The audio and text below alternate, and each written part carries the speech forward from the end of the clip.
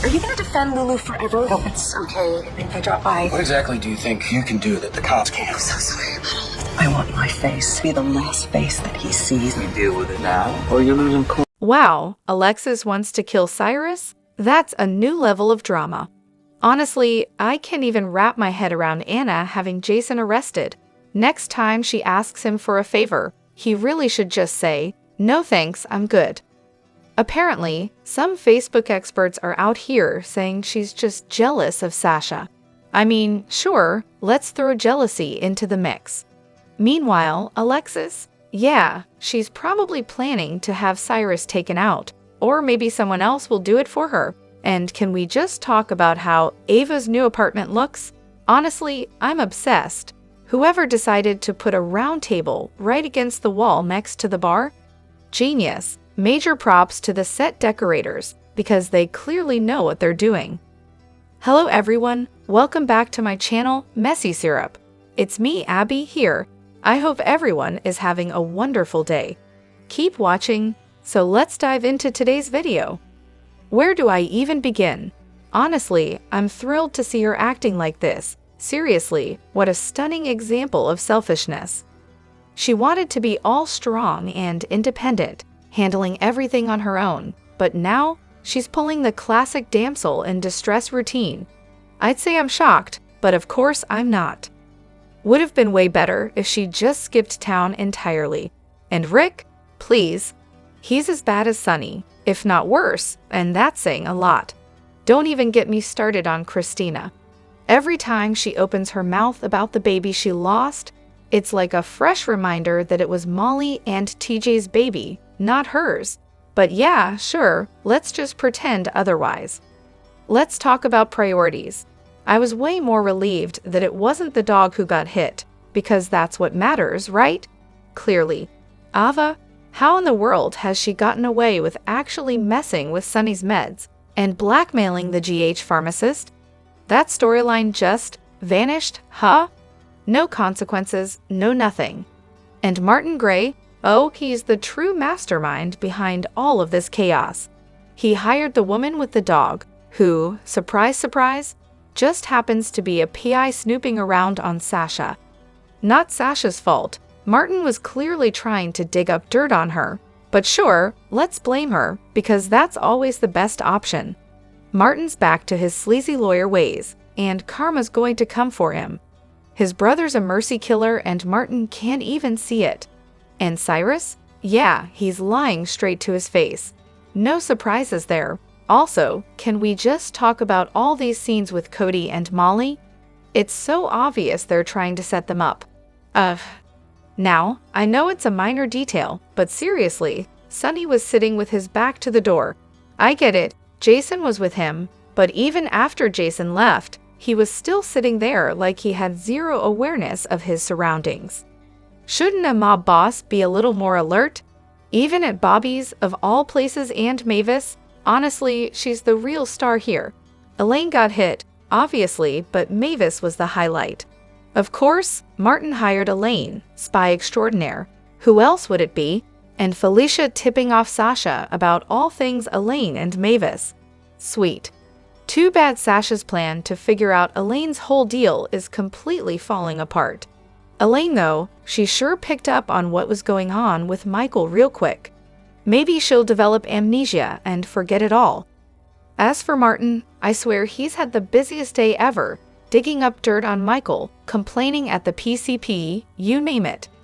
Meanwhile, Anna's out here trying to play tough with Jason and Dante. Not like she's ever interfered in a police investigation for family before, right? Peter Valentine, please. So, Jason's supposed to protect his son from a known criminal who he highly suspects is a killer. Seems like a solid plan. Meanwhile, Molly and TJ are about as exciting as watching paint dry, but at least these two have some comedic chemistry. Can't wait to see how that turns out. And here we go again with another meet cute for Cody and Molly. Oh look, the classic door locked behind me scenario. Seriously, writers, do you have a checklist for this stuff? I'm guessing Cody's finally working up the courage to ask Molly out. It's a slow burn, people. she'll be annoyed, take a deep breath, and then, surprise, they're stuck together again. Next time, maybe they'll actually talk instead of just finding ways to get locked in rooms. But I kind of like them together, so I guess we'll see. Honestly, it's downright infuriating how GH just keeps rehiring old writers they fired years ago. Brilliant move, right? Now they're rewriting the entire history of the show, blowing up everything we've spent years following. Seriously, who asked for Elizabeth and Lucky to reunite? Oh, and making Cody and Sasha cousins? Really? Really? That's your plot twist? And don't even get me started on Jason. How does he suddenly forget he has 2 sons? The guy used to have 2 kids, not just 1. But no, let's just forget Jake exists because apparently his safety isn't important. Let's make sure he's left with 0 protection and, could be in danger at any moment. Great writing choice, guys. And let's talk about Drew for a second. What happened there? They took a perfectly decent character and turned him into someone everyone hates with 0 explanation. And then there's Sam, who got a storyline so ridiculous it's hard to even wrap my head around. Terrible. The only hope for this show is Jason and Elizabeth. Yeah, they're the last standing couple that could even remotely save this sinking ship. Oh, and Jason, please stop helping Anna. The woman's a walking contradiction. She's got you doing all her dirty work, and then she turns around and tries to kill you. But hey, don't do anything drastic because Charlotte. She owes her one. Yeah, that makes total sense. You were just protecting your son, right? You could have easily laid that guy out, but instead, you decided to use words. Why not just throw Anna in jail too? Seems like the perfect solution. Well, it looks like my brain just checked out for a minute. Lucas casually mentions that his mom is married to a Cassadine, and I'm still trying to process that little nugget. Drew, meanwhile, is really out here trying to become public enemy number 1. The guy's practically collecting enemies like they're trading cards. The Quartermains want him gone. The Corinthos clan is about 2 seconds away from calling for a hit, and even the Ashfords are fed up with him. This guy's social life is in shambles. And then there's Sonny. Let's talk about Sonny's decision to go for 50/50 custody with Ava. Am I the only one shocked by this? I mean, really, who saw that coming? Look, I get that this is a soap opera and all, but did anyone else notice the absolute absurdity of Cody and Molly freezing to death on the roof? Instead of, I don't know, maybe trying to reach out for help, they just stand there like it's a snow day. Cody strips off his pants and drops them down to whoever's below, like that's going to be the breakthrough they need. As soon as those jeans hit the ground and land on Isaiah and Lucas, they start yelling, up here, excuse me, weren't you just as capable of yelling before you tossed your pants down? If they could hear you after the jeans fell, surely they could have heard you before. It's baffling. Absolutely baffling. And don't even get me started on this whole Cyrus is being set up nonsense. GH really went out of their way to show us Cyrus injecting Sam, Dex, and Michael in flashbacks.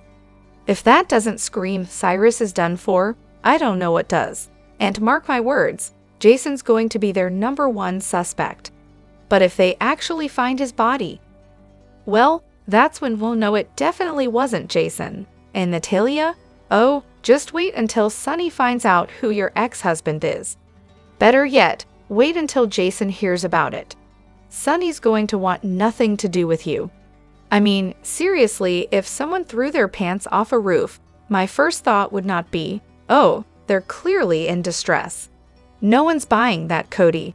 I always knew there was some shady connection between Natalia and Sidwell. That was too obvious. But oh my god, Alexis had me in tears. Legit tears. And finally, Jen Sidwell is definitely Natalia's ex-husband. Knew it from the start. There it is, Sidwell and Natalia are officially married, just as we all knew would happen.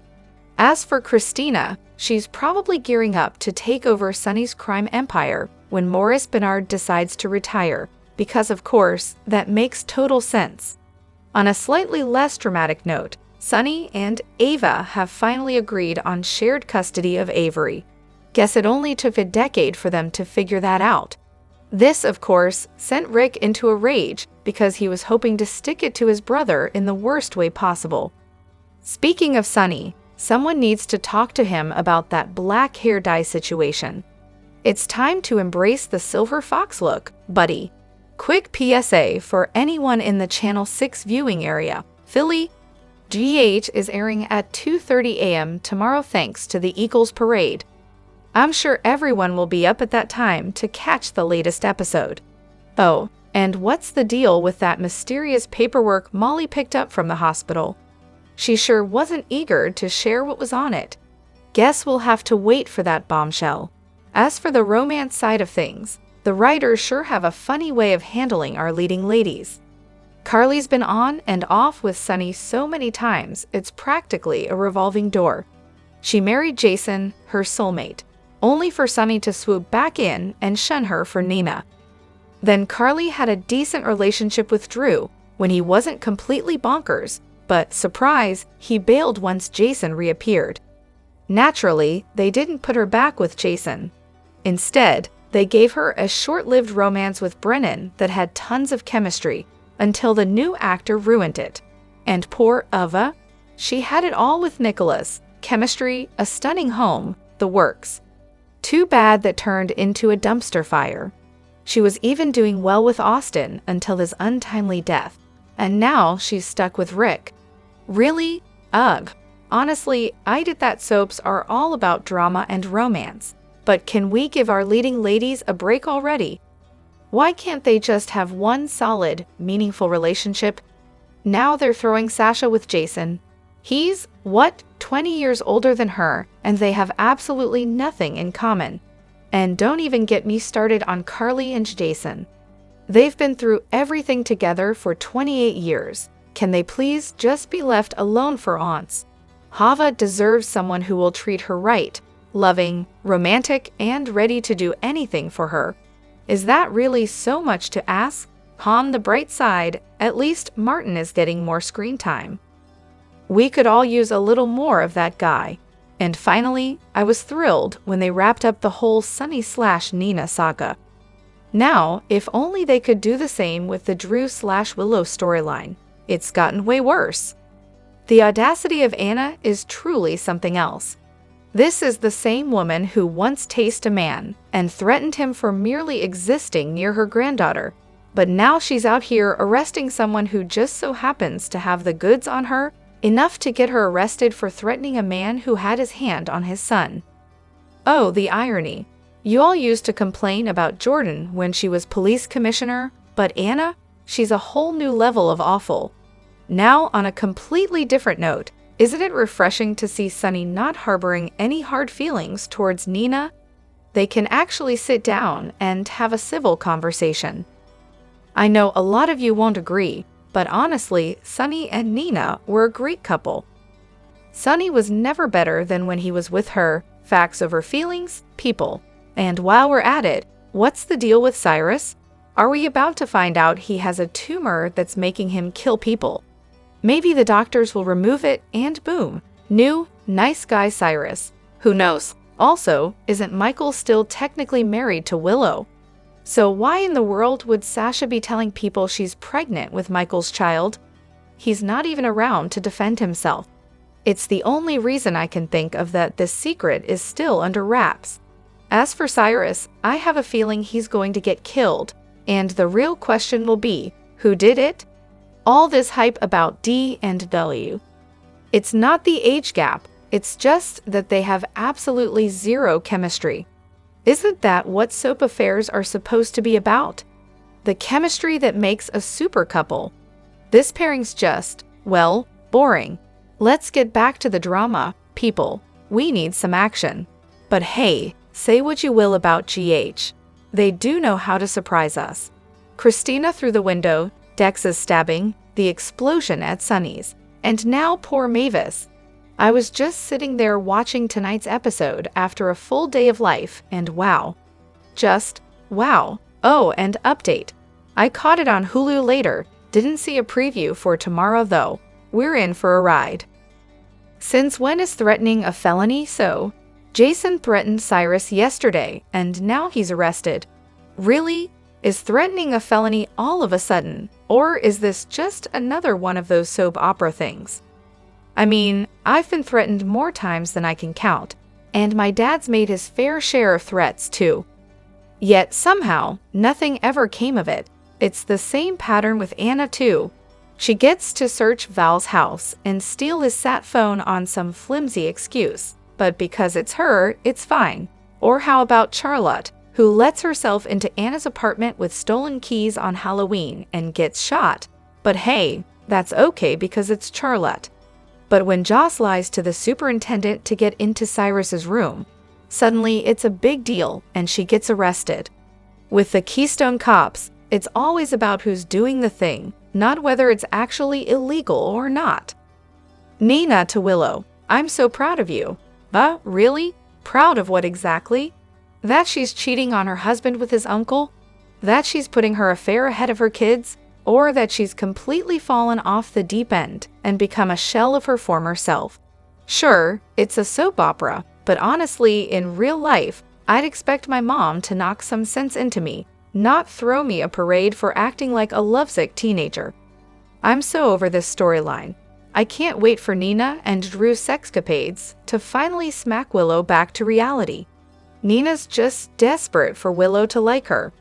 She's too afraid that if she tells her the truth, Willow will pack up and take the kids with her.